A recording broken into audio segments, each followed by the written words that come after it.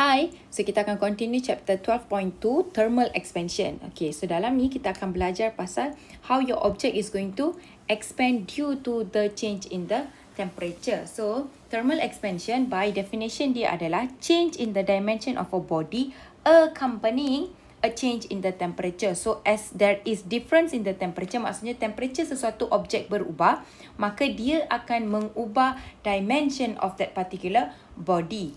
So these changes in the object kamu adalah disebabkan oleh change in the average separation between the atoms or molecules. So kita akan ada banyak-banyak molecules dalam satu objek kita. Okay, so perbezaan difference in the change difference in the change in the average separation between the molecules ini akan menyebabkan that thermal expansion objek kita akan lebih kembang sebab jarak antara satu molekul dengan satu lagi molekul itu is going to increase here. This is because bila mereka berada pada temperature yang ordinary, the molecule is going to vibrate with smaller amplitude.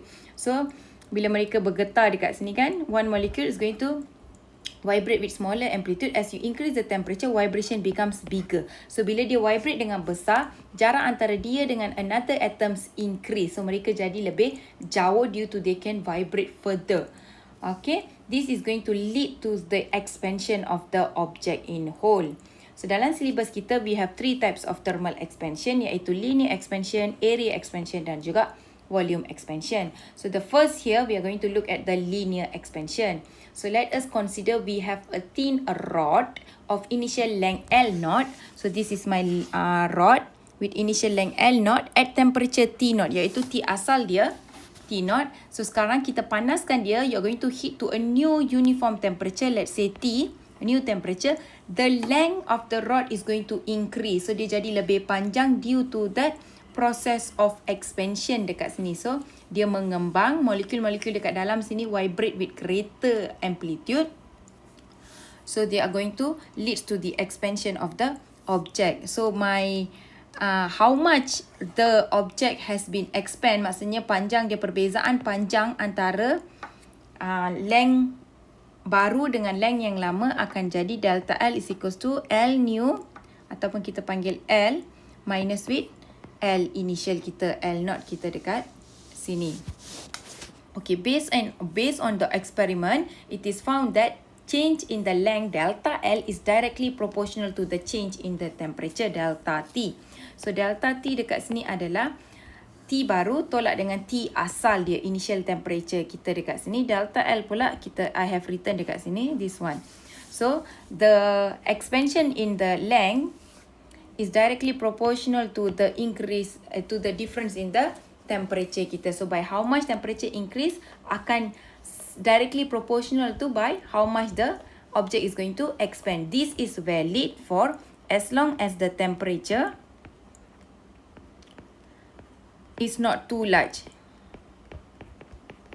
Kalau dia terlalu besar, dia punya increase in temperature, contoh daripada 100 ke 1000 degree Celsius kan, apa yang akan jadi dekat sini adalah objek kita tak sempat pun nak kembang, objek kita akan melt terus, cair terus. So expansion tak sempat berlaku dekat sini.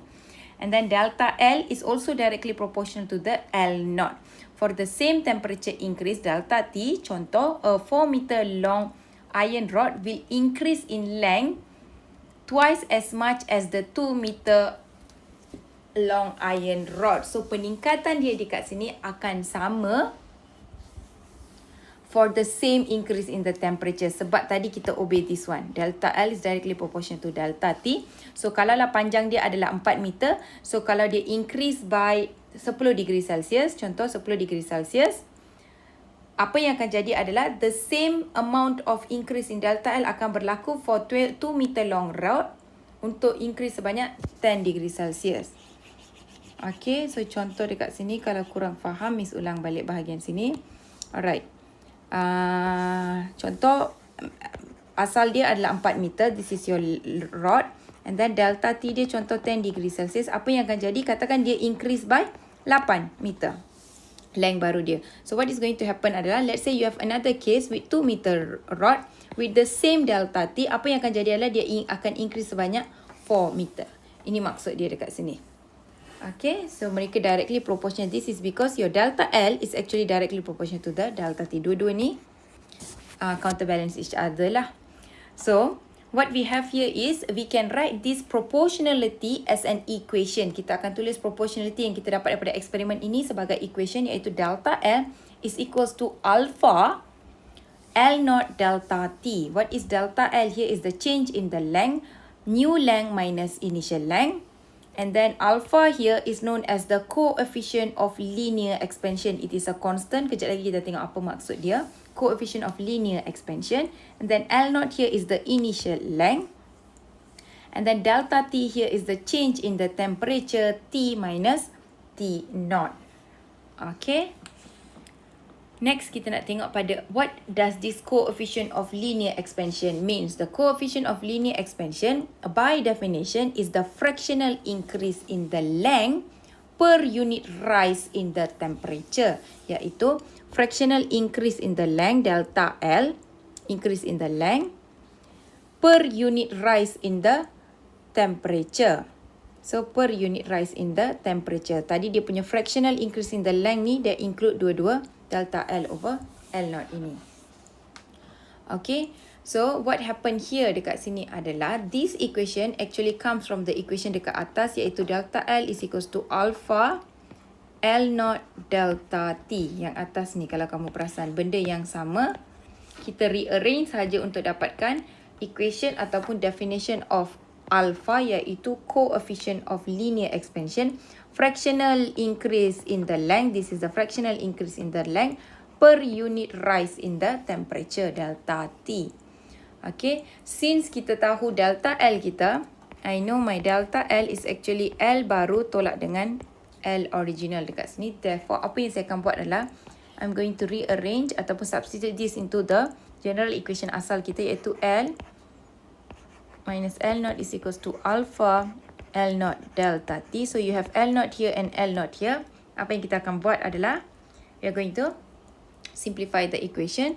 So I'm going to end up with L is equals to L naught plus alpha L naught delta T. So I'm going to factorize my L naught. 1 plus alpha delta T. So sekarang kita ada dua equation, iaitu L is equals to L naught bracket 1 plus alpha delta T, ataupun delta L is equals to L naught alpha delta T. Bergantunglah apa informasi yang kita ada untuk kita ni. Kalau kita ada final length dan juga initial length, boleh terus guna equation ni lah. Kalau final length dan initial length dia tak bagi, dia cuma bagi tahu how much it has increased dekat sini, dan dia bagi initial length, kita boleh guna equation inilah. Bergantung pada soalan lah sebenarnya. Okay, tapi you can still find the value as you have this relationship dekat sini lah. So it doesn't matter lah nak guna equation mana pun, dua-dua pun valid dekat sini. Okay, alright. If the delta T is negative, then delta L is also negative, so the length decreases. So contohnya, kalau temperature kita dekat sini, delta L kita bernilai negatif. What does that mean adalah T final kamu is smaller than T initial, which means objek kamu undergo penyejukan dekat sini. Okay, it did not undergo, dia tak jadi panas lah. So temperature asal kamu mungkin 80 degree Celsius, temperature final kamu adalah negative 10 degree Celsius. So what is going to happen here dekat sini adalah your object mengecut. Bila dia mengecut, length dia shrink, betul tak? So the length is going to decrease juga. L new kamu akan less daripada L naught kamu. So your delta L here will also become negative. Alright? And vice versa lah. Kalau delta T positif, maka delta L kita pun positif. The temperature change delta T is the same in Kelvin and degree Celsius, maka it doesn't matter kita nak guna temperature kita in Kelvin ataupun degree Celsius, because your delta T here is going to be the same dekat sini. Change in the temperature dia sama saja dalam Kelvin ataupun degree Celsius. Okay, therefore your alpha, which is the coefficient of linear expansion, is going to have the unit dia dekat sini adalah degree per Celsius ataupun Kelvin per Kelvin lah, per degree Celsius ataupun per Kelvin. Alright. Okay, bila kita cakap pasal linear expansion, dia tak semestinya panjang rod sahaja. Okay, dia boleh jadi objek kamu adalah rod. Okay, ini panjang dia. ini akan undergo linear expansion. Begitu juga if you have a square object, this is the length of the object. One side, this is another side, dia akan undergo linear expansion juga boleh jadi. Ataupun kalau kita ada objek yang berbentuk bulat gini, ini adalah dia punya radius sebenarnya, diameter ataupun radius, ini pun boleh undergo linear expansion. Okay, so diameter dia akan mengembang dari segi sini. It doesn't matter. It depends on the question. So, apa yang penting dekat sini adalah you have to remember the equation here and also the definition. Equation ini, equation alpha kamu. Unit untuk alpha jangan lupa. Ini. Alright. Itu sahaja untuk your linear expansion.